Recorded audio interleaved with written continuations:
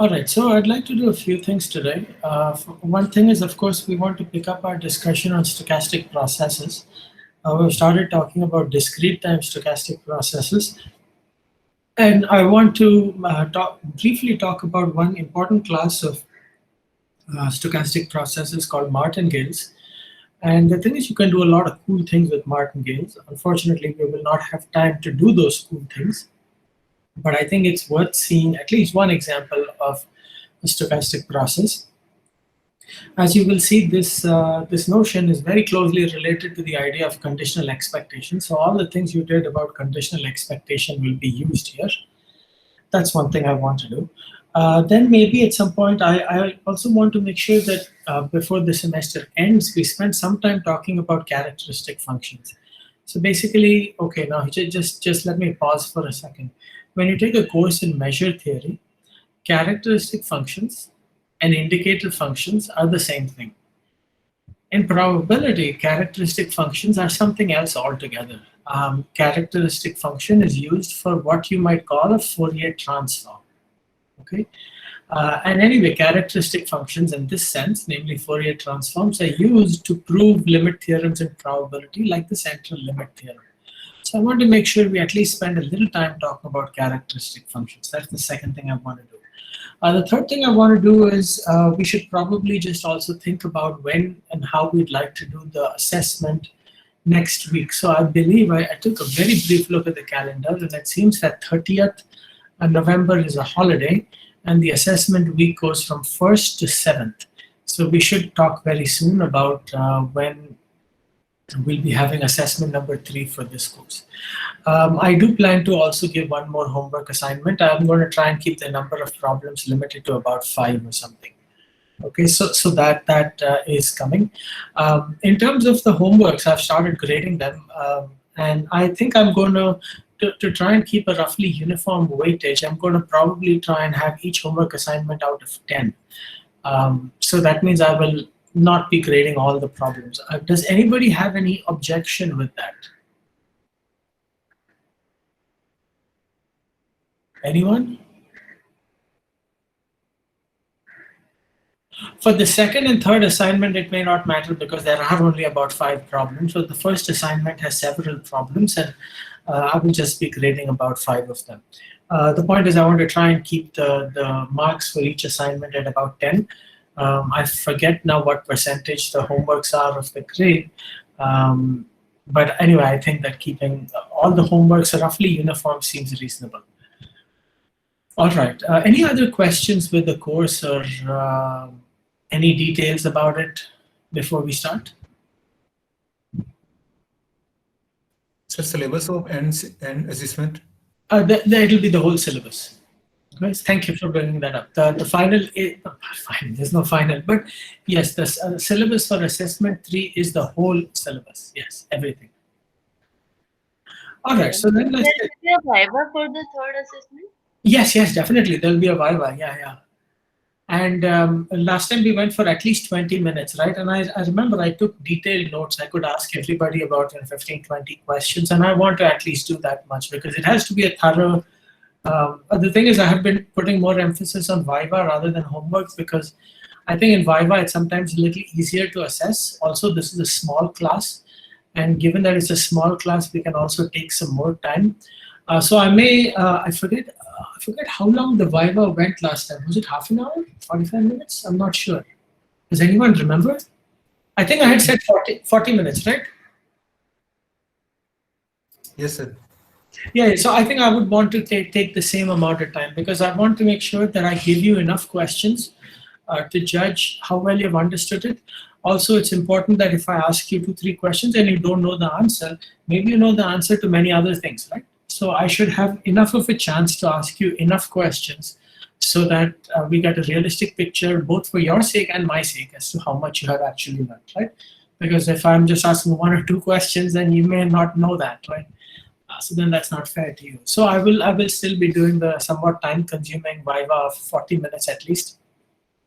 I remember last time we went 40 minutes and I was quite happy with that. I got to ask quite a few questions and I was fairly satisfied that I was getting a good sense. So anyway, we'll talk about that. And since there's just a very small number of you, I think that is something that's quite doable. Hopefully we can also find something which fits nicely with everybody's schedule. Any other questions?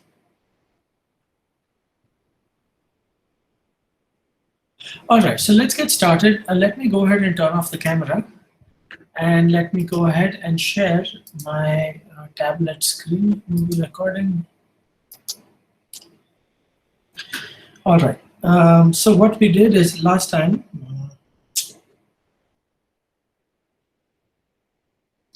okay. So last time we started talking about stochastic processes. Now what's going on in stochastic processes? Basically in stochastic processes, you have a random phenomenon which is evolving in time. And at each instant of time, the state of the system, I'm using this very loosely, but the state of the system that you're trying to study is described by a random variable. So instead of just one random variable which describes some quantity, you have a family of random variables indexed by a time parameter which tells you about the quantity as time changes. So basically a stochastic process is just a collection of random variables indexed by a parameter. The parameter is interpreted as time. Typically you look at two types of situations. One is you look at discrete time, namely you look at time n in z plus, where z plus is the collection of non-negative integers. And another one is continuous time, where you take the time t to be in the closed interval 0, not closed, t in the interval 0, infinity. That's another frequently encountered case. We will not be doing much of that here. Okay, so let omega fp be a probability space. So a discrete time stochastic process on omega fp is an indexed collection x equals xn, n in z plus, of random variables taking values in some measurable space S script S. Okay, so here we're using X as a label to indicate the full collection Xn, n in Z plus.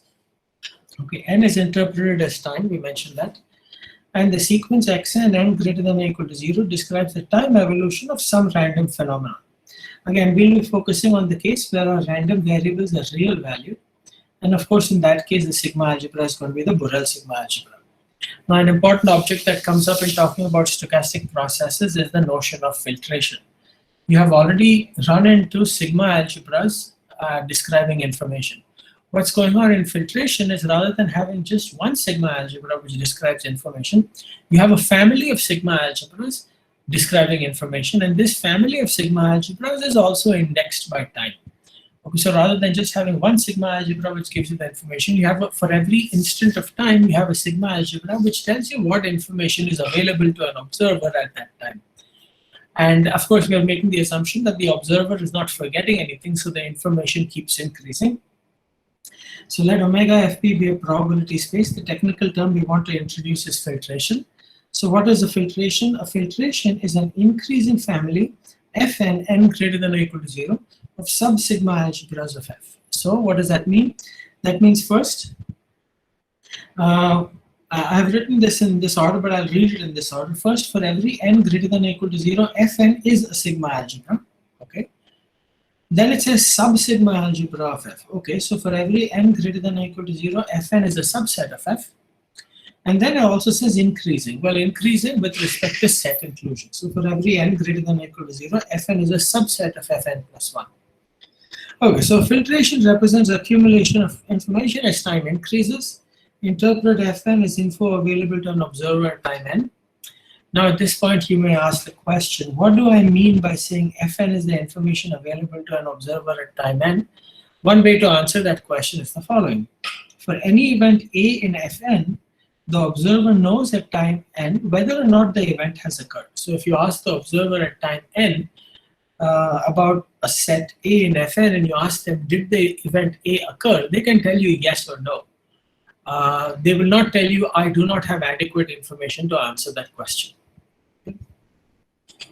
All right, now if I have a probability space and I have Fn, which is a filtration, then I'll refer to this quadruple, okay, omega f, Fn, p as a filtered probability space. So all we're doing is we're taking this and we're lumping them together in one unit so that we don't have to say, we can convey what we want to say in fewer words. Okay. Then there's an important notion of what it means for something to be adapted. Okay, so let x equals xn, n greater than or equal to 0, be a stochastic process defined on the filtered probability space omega f, fn, p. We'll say that the process x equals xn, n greater than or equal to 0, is adapted to this filtration fn, or we may just say it is fn adapted if for each n greater than or equal to 0, xn is fn measurable. Now you've already run into this idea when you were talking about conditional expectation. Of course, there was no time parameter, you didn't use these words adapted and all, but you are familiar with this idea that the sigma algebra with respect to which a random variable is measurable is of interest. Okay, so suppose x is fn adapted. What does that mean? That means for every n greater than or equal to 0, xn is fn measurable. Intuitively, this is saying that if you have the information fn, then you know what xn is. Another way to say this is if you have the information fn, you can compute what xn is. Yet another way to say this is the following. For any n greater than or equal to 0, for any Borel set A in R, this event xn element of A, which is xn inverse of A, is in fn. So what does that mean? That means at any time n greater than or equal to 0, if you take any Borel set on the real line, and you look at this event, xn has fallen in A, and you ask the observer, has this event happened or not? The observer can tell you, yes, it has happened, or no, it has not happened, but they will not tell you, I do not have information to answer the question. So the point is the observer with info fn knows whether or not xn in A has happened. All right, so now we come to an important class of stochastic processes, which are called martingales.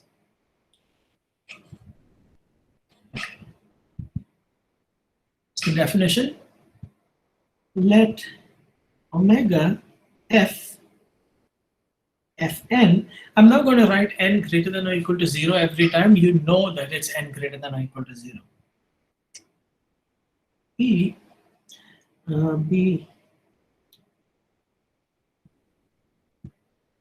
a filtered probability space. All right. Now a process x equals xn, n greater than or equal to 0, on omega on this space. Well, I don't want to again say on this probability space. I think that is understood. A process x equals xn. Well, let me say it on this space. And when I say on this space, I mean on this filtered probability space. On this space is called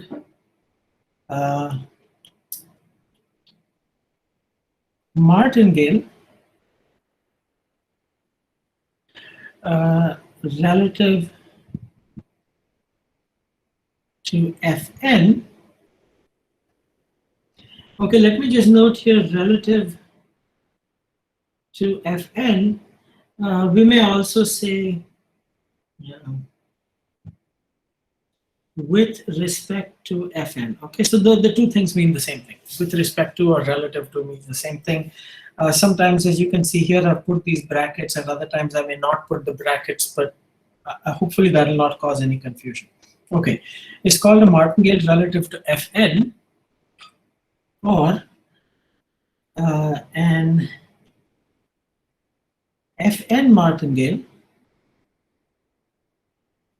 So there's a more brief way of saying it. If the following three conditions are satisfied. So the first is x is fn adapted. Okay, so you know what this means. That means for every n, xn is fn measurable. Okay. Second is that expectation, absolute value of xn, is finite for all n in z plus. So what this is saying that xn is integrable for each n in z plus. And here's the key property, the key defining property of martingales. Number 3 is expectation of xn given fn minus 1 equals xn minus 1. And now, of course, we're talking of conditional expectation, so I must say P almost surely for all n greater than or equal to 0. Okay, so let's stare at this property. What is this saying? This is saying that if you have the information up to time n minus 1, and you ask yourself, what is my best guess of xn, which is one time step later, the answer to the question is just the current state, which is xn minus 1. So again, if you think of xn as the state of some system, okay? Actually, let's think of an example. Okay? So we talked last time about stocks. So what we're going to do is we're going to monitor the stock of a certain fixed company, let's say Larsen & Toubro, every day at 12 noon, okay? And let's say we start labeling the days as n equals 0, n equals 1, n equals 2, and so on. So tomorrow will be n equals 0. Day after will be n equals 1. The day after that will be n equals 2, and so on and so forth. On each of these days at 12 noon, I will go and check the price of the stock of Larsen & Toubro. Now, the price is not a martingale. I am not telling you that it is. I'm just trying to use this example for illustration.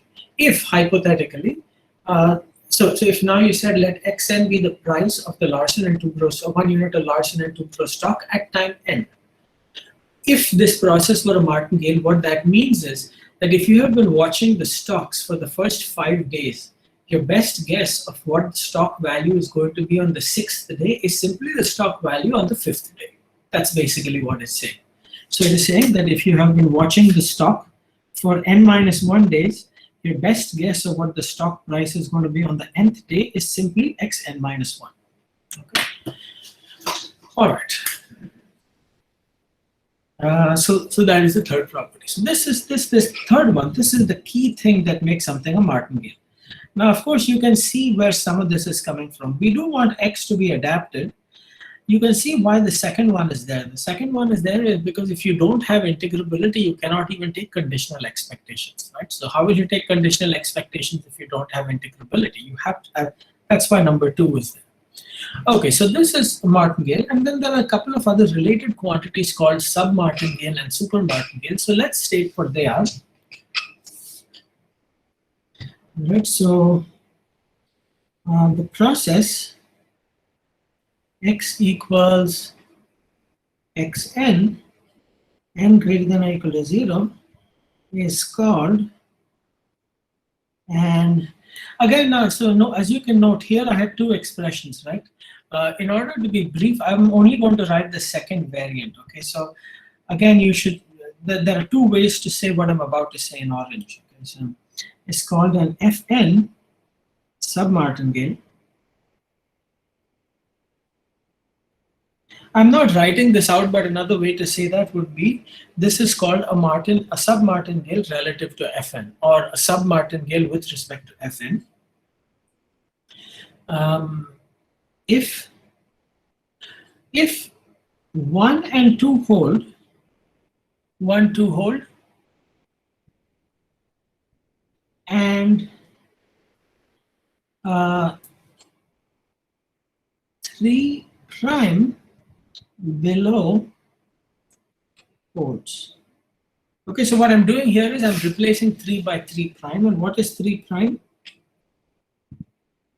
3 prime is expectation of xn given fn minus 1 is greater than or equal to xn minus 1, p almost surely for all n greater than or equal to 0.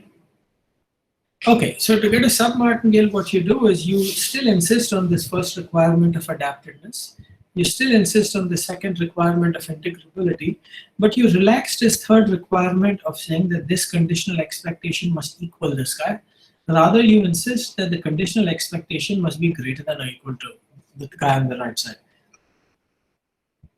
So again, going back to the Larsen & Toubro stock, if it were a sub-martingale, which it probably is not, then what that's saying is that if you have been watching the stock price for the first n-1 days, your best guess of what the stock price is going to be on the nth day is going to be more than what it is on the n-1st day. Now you can see, oh, by the way, there's a mistake here. I've called this 3. I should be calling it 3 prime. You can guess what's going to happen in super martingale, right? Basically, in super martingale, I will keep 1 and 2, and instead of 3 prime, what I'll do is I'll change the direction of the inequality. So let's write that out. So the process x equals xn, n greater than or equal to 0, is called an Fn super martingale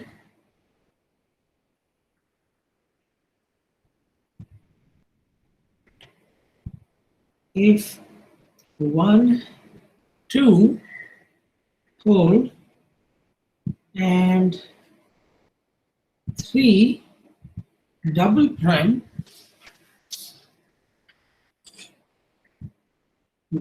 below holds.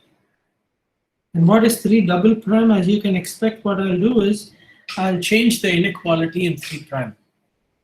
So 3 double prime is E of xn given if n minus 1 is less than or equal to x n minus 1 p almost surely for all n. By the way, has anybody noticed a mistake here? Is this correct?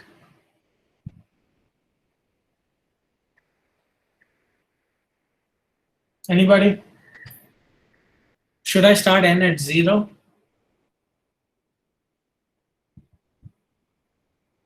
Oh, come on, guys, I'm taking n minus 1 here, so I should start n at 1. Okay, so there's a mistake here. The point is I started n at 0, that's not correct. If I'm starting n at 0, then here I should have xn, here I should have xn plus 1, and here I should have fn. Of course I can do that, but based on this convention I'm using of n and n minus 1, my n should start at 1, so let me just fix that. So let's just do the following for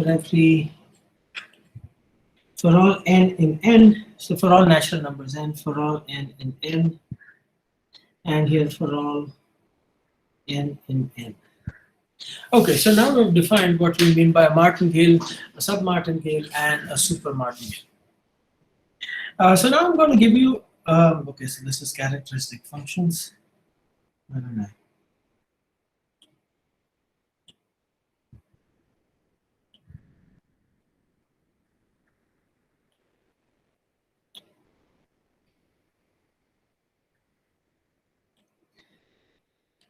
Okay, so now I'm just going to make a couple of notes. I'm leaving this as a do-it-yourself. Okay, so you should be able to do this. If you're not able to do this, then we need to talk, because that would be a serious concern.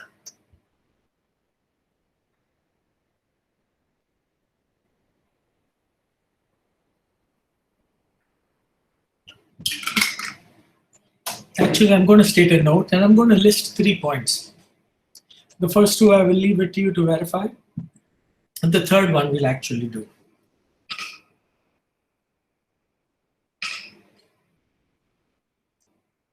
So first, X is a submartingale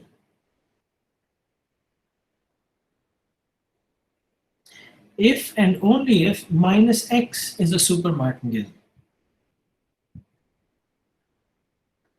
All right, you absolutely should be able to verify this. Okay, there is no reason why you should not be able to verify this. X is a submartingale if and only if minus X is a supermartingale. By the way, if there's only one filtration in town, I may not explicitly say that. So here I'm not mentioning the filtration.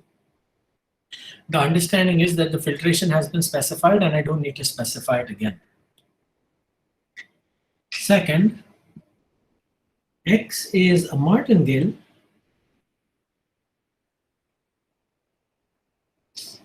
if and only if X is both a submartingale and a supermartingale.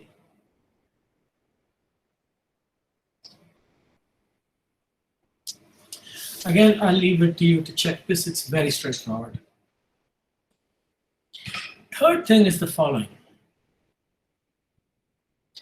Actually, I said I'll state 3 things, but let me actually state 4 things, okay?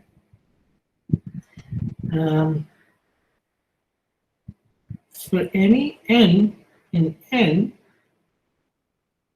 E of xn given Fn equals what? What is this going to be?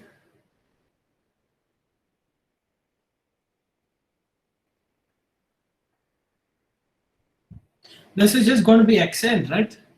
Because remember, when I'm taking the conditional expectation of a random variable given a sigma algebra, if the random variable is already measurable with respect to that sigma algebra, then the conditional expectation is just the random variable itself. Okay, and actually this is true for all n greater than or equal to 0. Okay, so the point is, in this definition, you saw xn and fn minus 1, and maybe you got curious. What happens if I have xn and fn? And the answer is given here. And this just follows from adaptedness. Okay, so this basically follows from 1 and 2. From 1, which is adaptedness, and 2, which is integrability. Okay, so this particular thing holds whenever you have adaptedness and integrability. It does not even require anything to be a martingale or sub-martingale or super-martingale or whatever. Okay. All right, and then here is point number 4. Right, so because some of the questions that may come to your mind were, okay, here I had xn and fn minus 1. So now 2 questions. What if this was xn and fn minus 2? What would happen? Or what if it were xn and fn minus 3? What would happen? And so on. The other question is, what if it was xn given fn? What would happen? Right? Now, by the way, if you take xn given fn plus 1, the same thing will happen, because xn is fn measurable, so it will be fn plus 1 measurable. But okay, so now let's make the fourth note, which is the following. So if x is a martingale, again, the filtration is understood, okay? It's not that the filtration is not there. I'm just assuming that we all know what the filtration is. It is Fn. So if x is a martingale, and if 0 less than or equal to m less than n, then expectation of xn given fm equals xm P almost surely. Okay? Any questions with this? What I'm saying? Alright, so I'm saying if x is a martingale, and if 0 less than or equal to m less than n, then expectation xn given fm is xm P almost surely.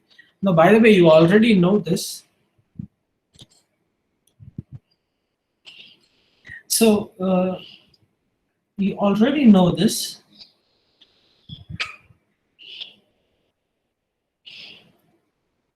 For the case when m is n minus 1. And in this case, you already know it, because you're told that x is a martingale. So of course that is true. So let's prove it in general. Okay. So why is this true? So here I will remind you of this thing we did in called iterated conditioning. Okay, so we were working on a probability space omega f p. Okay, then we had G and H, which were sub-sigma algebras of f. I don't know how we wrote it in the notes, but so here I'm going to take that H is smaller than G. Okay, you could take it the other way, then the result would change, obviously. So H is a subset of G, which is a subset of F. And then iterated conditioning said the following. Suppose I'm taking E of x given G given H, that is just E of x given H. Okay, so what are you saying? You're saying that suppose I start with a random variable x, I condition with respect to a big sigma algebra, and then whatever result I get, I condition with respect to a smaller sigma algebra. Then what I could have done is I could have just skipped the first step. I could have just taken x and conditioned with respect to the smaller sigma algebra. So that's what iterated conditioning says, and this is something we're going to use here.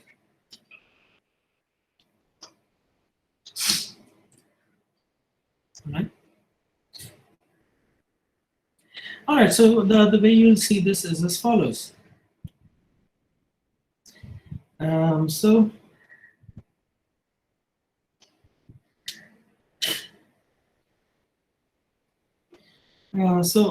I'm wondering what is the best way to write this. Okay, so suppose 0 less than or equal to,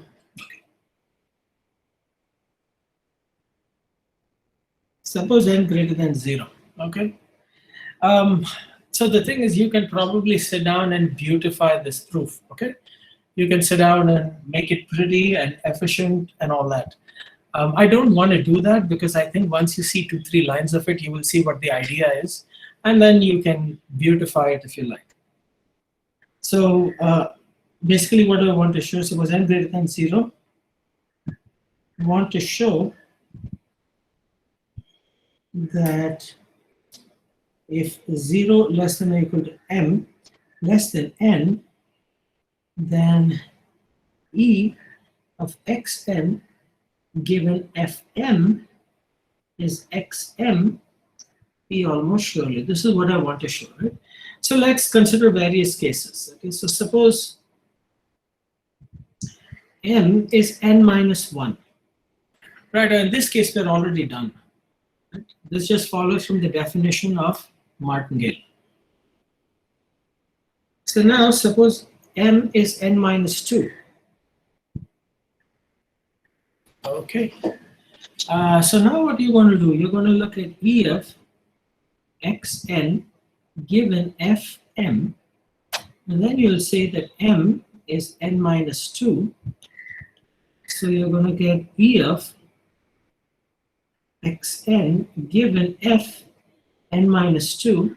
And now I'll use iterated conditioning. So now I'll remind myself that fn minus 2 is a subset of fn minus 1, which is a subset of f. Right? So now I will use iterated conditioning. So what I'll do is this is the same as E of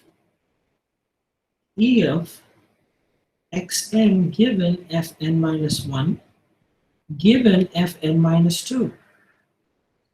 Right? This is just using iterated conditioning.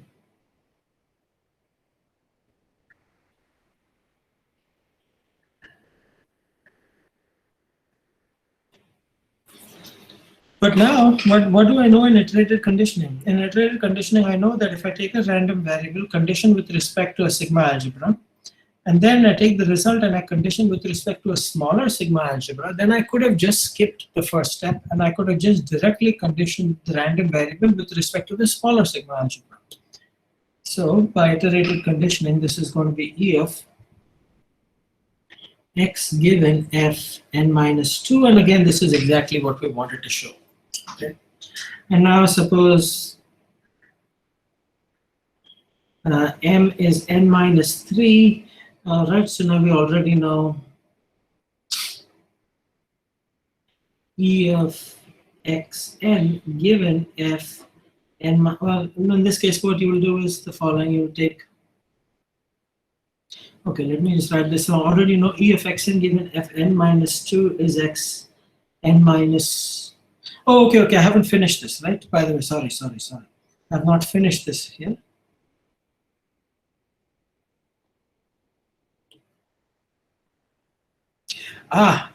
Actually, I'm making a mistake. Sorry.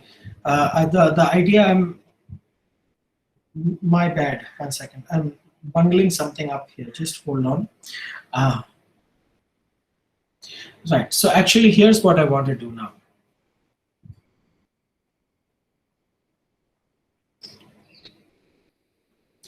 Now I want to say that this xn given fn minus 1 is xn minus 1. Okay. And so I'll get E of xn minus 1 given fn minus 2. But hey, x is a martingale. So this is going to be xn minus 2. All right, so what I've shown is that E of xn given fn minus 2 is xn minus 2. And this, by the way, is xm. All right. So I already know that E of xn given fn minus 2 is xn minus 2. Now suppose n is n minus 3. So I'll take E of xn given, excuse me, xn given fm. So this is E of xn given fn minus 3. Again, I will use iterated conditioning, and I can write this as E of xn given fn minus 2 given fn minus 3. Right, this is again follows by iterated conditioning.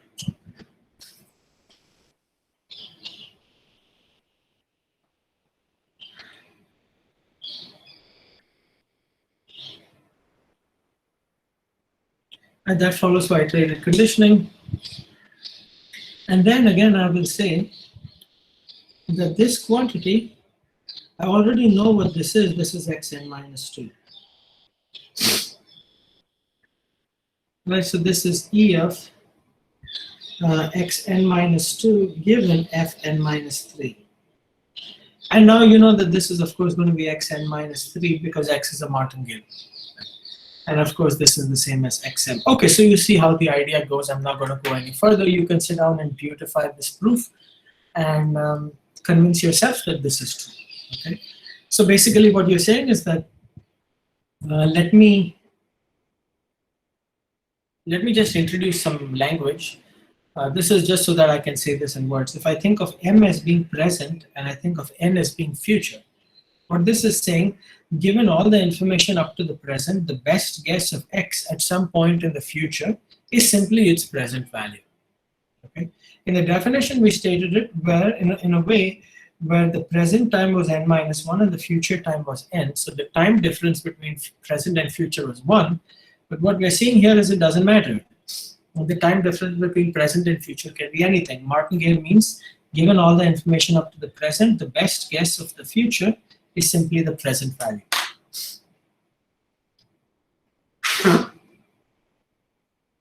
Any questions with this?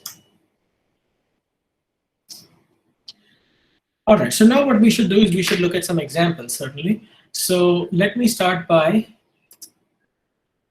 doing a couple of things. So one is I will do one example in class, and then I will point out a couple of other examples which I'm going to ask you to do as homework, so you can get started on these right away. Okay. So these are some of the simpler examples that you can get. Of course, there are much more complicated martingales than this. Okay, so these are very much on the simple side. So here are some examples of martingales. All right. So the first one is the following. Let me write out what it is in words. This is a sum of independent zero mean random variables. All right. So here's an example of martingale, right? So let x1, x2, and so on be a sequence of independent random variables with expectation of absolute value of xk finite, right? In other words, each xk is integrable.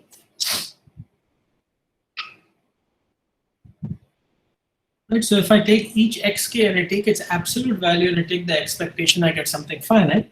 And if I just take the expectation of xk itself, I get 0. Okay, so this is why we're saying zero mean.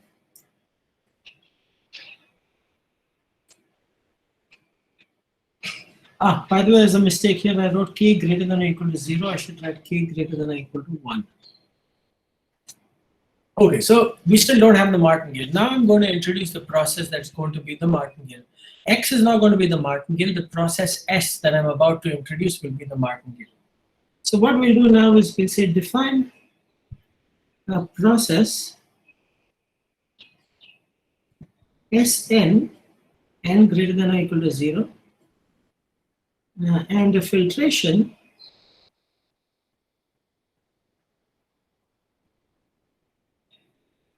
Fn, n greater than or equal to 0 as follows.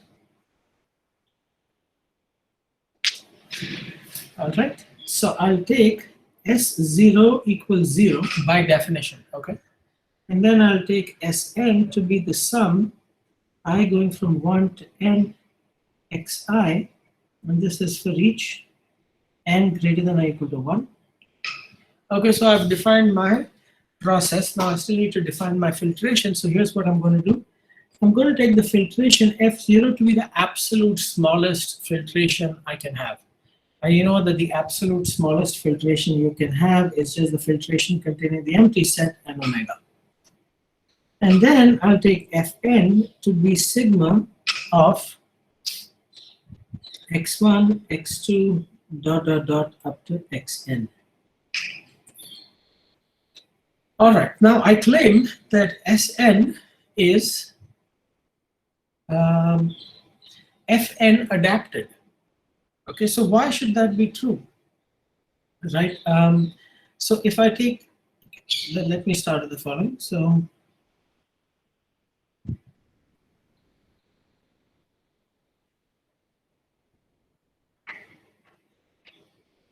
okay, so here's our basic claim. Our claim is that Sn n greater than or equal to 0 is an Fn martingale.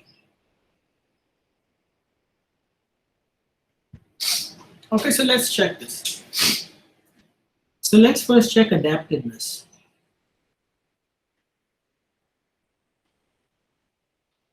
Okay, so I will leave it to you to check that S0 is F0 measurable. Just think about it for a second. Remember, S0 is a constant. Just ask yourself, how do you check that function is measurable? So S0 is F0 measurable. Then I'll say let n greater than or equal to 1. All right. Then x1, x2, dot, dot, dot, up to xn. These are all Fn measurable. Why is this true? Because by definition, Fn is the smallest sigma algebra with respect to which x1 through xn are measurable, right? Fn is just the smallest sigma algebra with respect to which x1 through xn are measurable. So each of these guys is Fn measurable. And now you know that the sum of measurable functions is measurable. So the sum of all these guys is also going to be Fn measurable. So Sn equals the sum I going from 1 through n xi is also Fn measurable. Okay, so this process Sn is indeed adapted.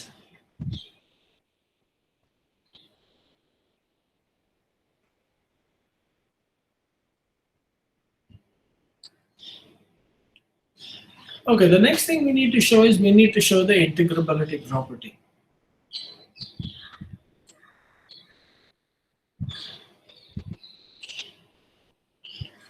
Okay, so basically we want to show that, well, clearly S0 is 0. So this implies EF, absolute value of S0 is also 0. Let's look at the case when n greater than or equal to 1. So let n greater than or equal to 1. Now, since x1 through xn are integrable, well, what does that mean? That means they belong to the space, i.e., belong to capital L1. And you know that capital L1 is a vector space. Actually, you can put a norm on it, it becomes a Banach space. So since all these guys are in the vector space, their sum is in the vector space. Since all these guys are integrable, so is Sn equals the sum I going from 1 through n xi. Okay, so this is showing property number 2 in the definition of martingales. Any questions so far?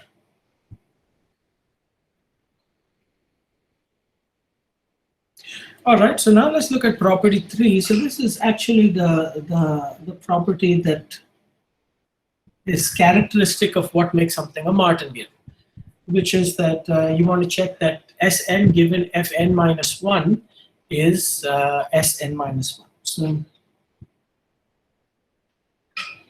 we want to show that for any n greater than or equal to 1, E of Sn given Fn minus 1 is Sn minus 1. That's what we want to show, right? Okay, so let's start with the case n equals 1.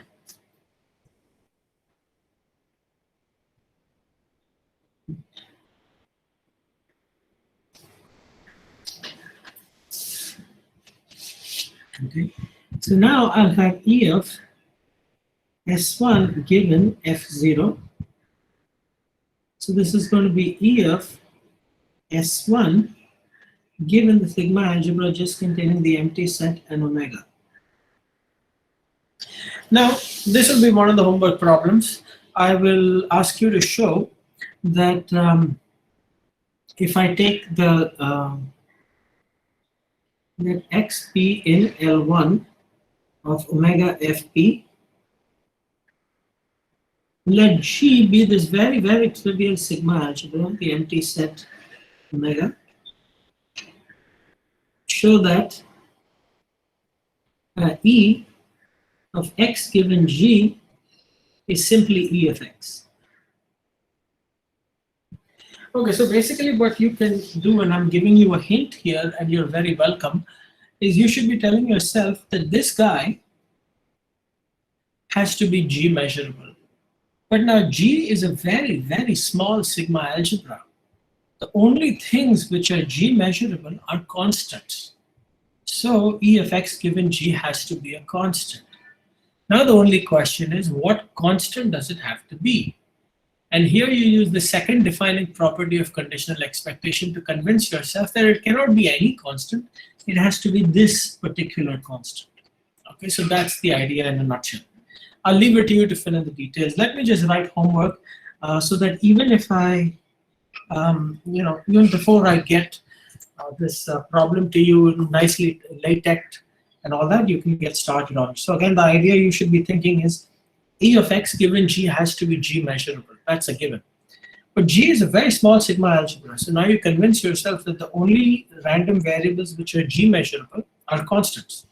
So E of x given G must be a constant. Now you should remember in conditional expectations there are two properties.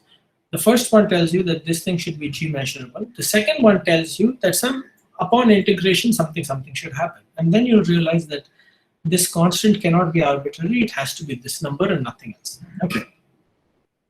So this is going to be E of S1, right? And this is going to be 0. Because remember, what is S1? S1 is just X1.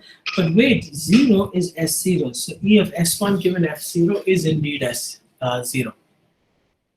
And now I'll say suppose n is greater than or equal to 2.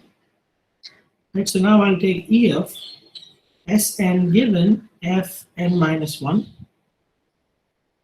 Now I'll say, wait a second, Sn is just Sn minus 1 plus Xn. Do you guys agree with this? What is Sn? Sn is the sum of the first n random variables. Well, the sum of the first n random variables is the sum of the first n minus 1 random variables plus the nth random variable. Nothing clever there. Now I'll use linearity. And I'll say this is E of Sn minus 1 given Fn minus 1 plus E of Xn given Fn minus 1. Anyone want to tell me how I should proceed here?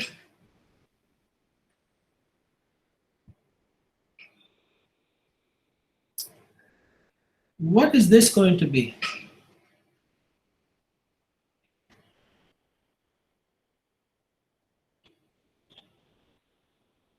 Well, this is just going to be Sn minus 1, right? Because remember, Sn minus 1 is Fn minus 1 measurable.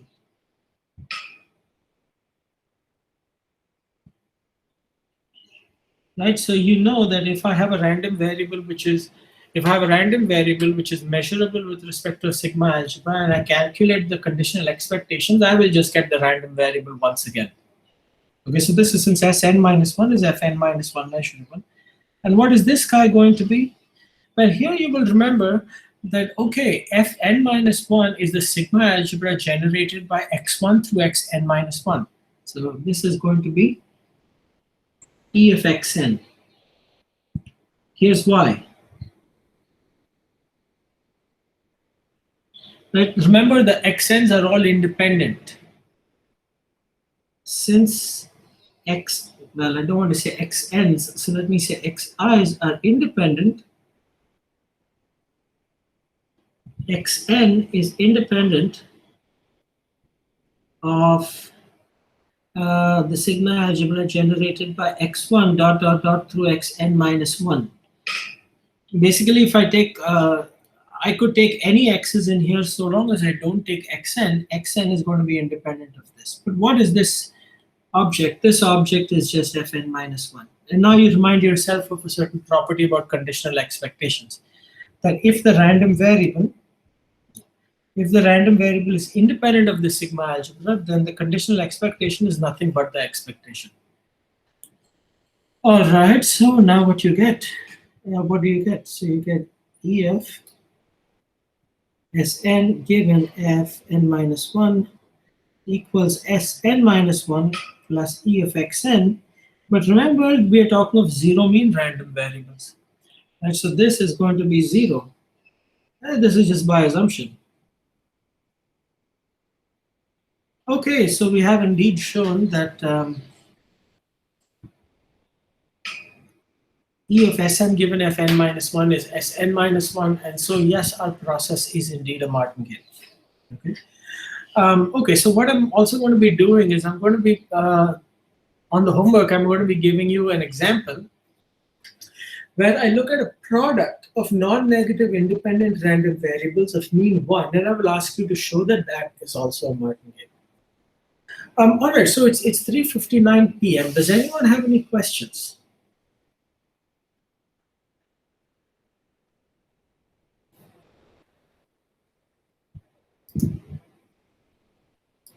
Questions?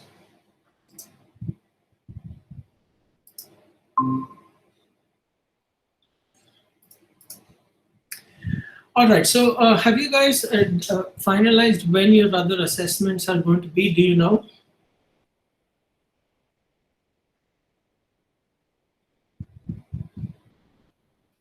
Is anybody here?